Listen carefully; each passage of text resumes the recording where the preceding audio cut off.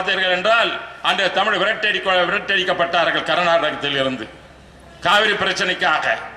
அங்கே தமிழர்களுடைய கடைகள் சூறையாடப்பட்டது, பல்வேறு வீடு கொளுத்தப்பட்டன.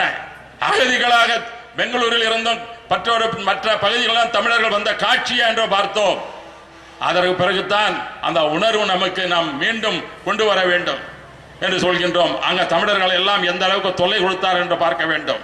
ஒரு தமிழ் சாதாரணமான அடித்து நீ தமிழ் கர்நாடகத்திற்கு நீ ஆதரவு தர வேண்டும் என்று சொல்லும்போது டிவியிலே காண்பித்தார்கள்.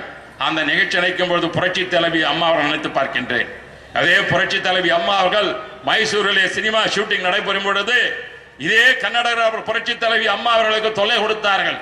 அங்கெல்லாம் சூழ்ந்து கொண்டு கன்னடம் வாழ்க கன்னடம் வாழ்க என்று சொன்னார்.